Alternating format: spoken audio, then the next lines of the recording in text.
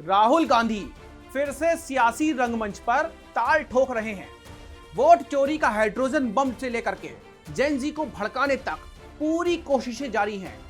कहते हैं जेन जी संविधान बचाएगी, लोकतंत्र की रक्षा करेगी। आपने देखा ही है कि अभी हाल ही में नेपाल में जेन जी ने सड़कों पर उतर करके सत्ता को हिला दिया है और अब भारत में वही करने का प्रयास किया जा रहा है। ये हम नहीं कह रहे हैं, ये सोशल मीडिया में यूजर्स चर्चा कर रहे हैं। लेकिन जनाब, क्या भारत में जेन जी को भड़काना इतना आसान है? क्या भारत सचमुच नेपाल बन जाएगा या ये बस आपका एक और फुस पटाखा है जो देश विरोधी ताकतों के पोस्टर बॉय बनने की नाकाम कोशिश साबित होगा? चलिए इसे विस्तार से समझते हैं। देखिए, भारत का जेन जी कोई दूध पीता हुआ बच्चा नहीं है। भारत में जेन जी की आबादी 37 करोड़ है और डिजिटल ताकत 50 करोड़ स्मार्टफोन यूजर्स के साथ में टॉप पर है, जो उन्हें तेजी से संगठित करने की क्षमता देता है। बेरोजगारी, पेपर लीक और महंगाई जैसे मुद्दे गुस्सा जरूर भड़का सकते हैं। राहुल गांधी का वोट चोरी अभियान अगर सबूतों के साथ में वायरल हुआ तो शहरी जेन जी को सड़कों पर लाना आसान होगा।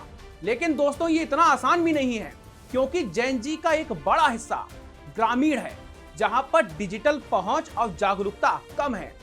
अब ये 37 करोड़ की तादाद, स्मार्टफोन की ताकत और एक्स पर हैशटैग वोटर थेफ्ट जैसे ट्रेंड्स बनाने की काबिलियत, बेरोजगारी 10% से ऊपर, नीट जैसे पेपर लीक और महंगाई की मार, ये सब जेन जी के गुस्से को हवा जरूर दे सकते हैं।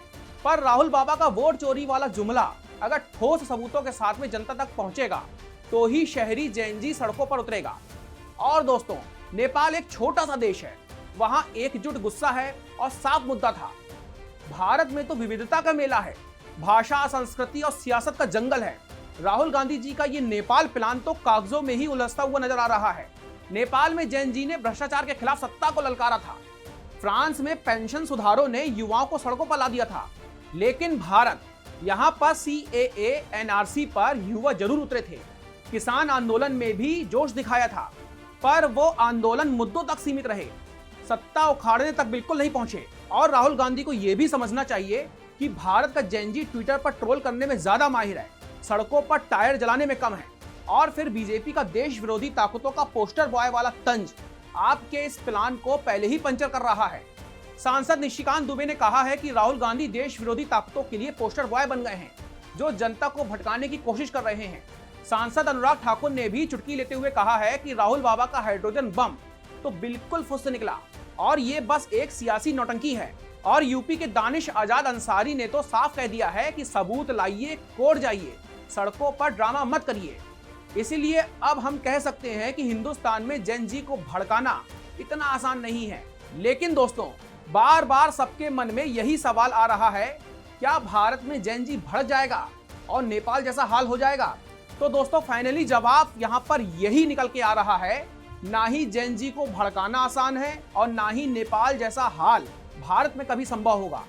जेन जी डिजिटल अभियानों में सक्रिय हो सकता है, लेकिन सड़कों पर नेपाल जैसा तूफान अभी दूर की कौड़ी है।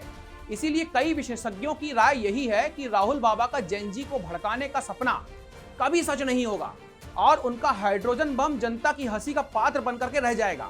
देश विरोधी ताकतों का पोस्टर बॉय बनने का इल्जाम और सियासी तंजबाजी ने राहुल बाबा की राह बहुत ज्यादा मुश्किल कर दी है और उनकी छवि भी सबके सामने है। राफेल, अडानी, चौकीदार चोर जैसे मुद्दे जो कहां खो गए, इसका भी असर जेन जी भली भांति जानता है। अब इस खबर को लेकर के आप क्या सोचते हैं? हमें अपनी राय कमेंट के जरिए जरूर दीजिएगा। धन्यवाद।